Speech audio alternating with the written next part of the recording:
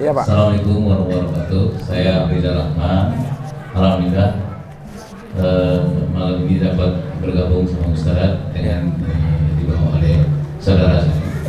Ustaz, sebagaimana penjelasan Ustaz tadi, bahwasanya di saat Adam diciptakan, iblis disuruh menyembah kepada Adam. Tapi dengan keakuannya iblis, dia tidak menerima perintah itu. Lalu iblis pun mendapat sanksi dari Allah. Tapi di suatu ketika Adam di surga, dengan godaan iblis juga menyebabkan Adam keluar dari surga.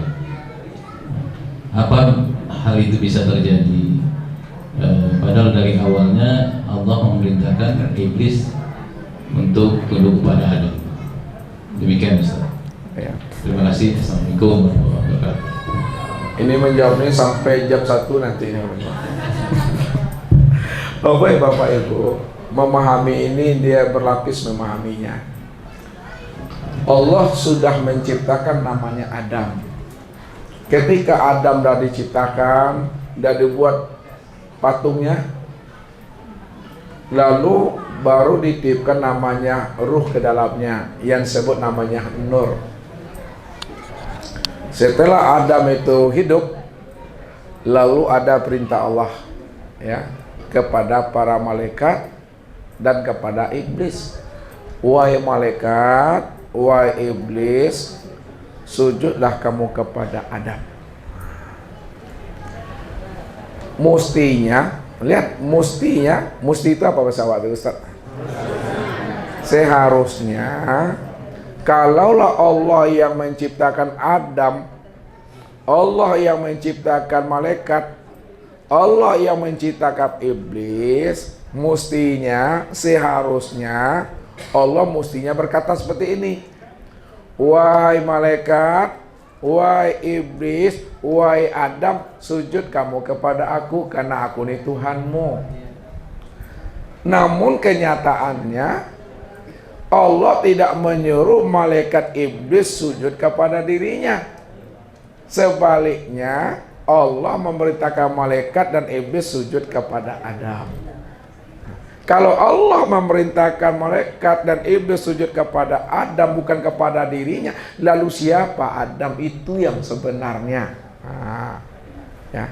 Kalau bahasa kiasnya dulu, bahasa kiasnya belum naik ke atas lagi.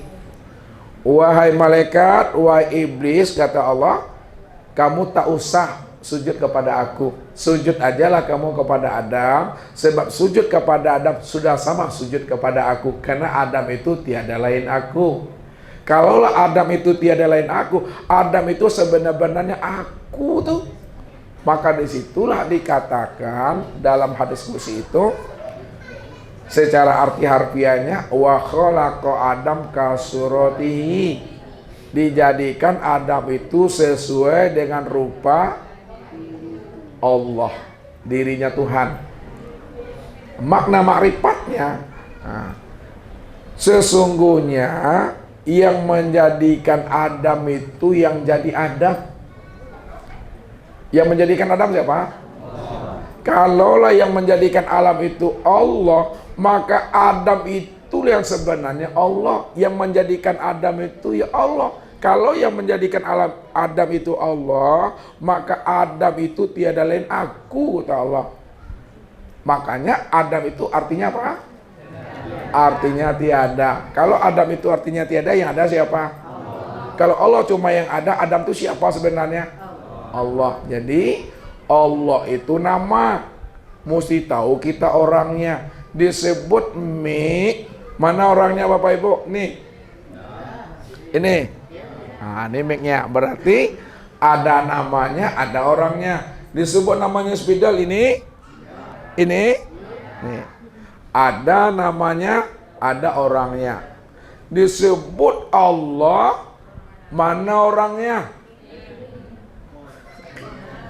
Sesuai dengan pertanyaan tadi. Disebut Allah, mana orangnya? Cerita-cerita tadi, cerita tuh. Disebut Allah siapa orangnya? Itu yang Adam tuh orangnya. Makanya yang menjadikan Adam tuh yang jadi Adam. Adam tuh aku tuh yang Adam. Lalu apa makna yang tersirat di balik kalimat alif dal mim? Nah, ini bukan ilmu cocok logi, bukan pula ilmu otak atik. Adam ada berapa hurufnya Pak Khalifah? Hah? Apa tuh pertama? Dal mim. Nah, nih alif dal mim. Alif itu maknanya Allah. Alif maknanya Allah. Dal itu maknanya dalil. Mim itu artinya Muhammad. Allah itulah dalilnya Muhammad. Dalil apa artinya? Nyata, bukti. Allah itulah bukti nyatanya Muhammad. Itu maksudnya. Muhammad tuh itu kenyataan aku tuh. Aku tuh yang Muhammad. Namun Muhammad itu yang sempurna disebut namanya dengan A. Nah, itu dia maknanya. Itu yang pertama. Yang kedua, ini turun ke bawah dia nih. Dia hakikat duduknya. Kenapa iblis tak mau sujud kepada Adam? Iblis tak mau sujud kepada Adam karena iblis ini memandang Adam itu adalah makhluk. Ya Allah, untuk apa aku sujud kepada Adam ya Allah? Adam itu makhluk. Aku juga makhluk. Kalau aku makhluk, Adam makhluk, tak pantaslah makhluk menyembah makhluk. Aku tetap menyembah dirimu ya Allah. Dia tahu nama, tapi tak tahu diri yang punya nama.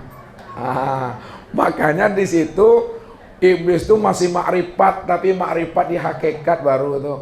Tahu nama, tapi tak tahu diri yang punya nama. Untuk apa aku sujud kepada Adam ya Allah? Adam itu makhluk, engkau yang ciptakan. Aku juga makhluk, engkau yang ciptakan. Tak pantaslah makhluk menyembah makhluk. Aku hanya pantas menyembahmu ya Allah. Itu di hakikat duduknya. Di makrifat itu yang tadi itu Pak. Itu memahami ilmunya. Yang kedua apa lagi tadi Pak? Udah terjawab atau belum? Kenapa iblis mampu menggoda Adam? Kenapa iblis mampu menggoda Adam hingga turun ke bumi? Oh ya, iya gitu Pak. Iya kan aja lah.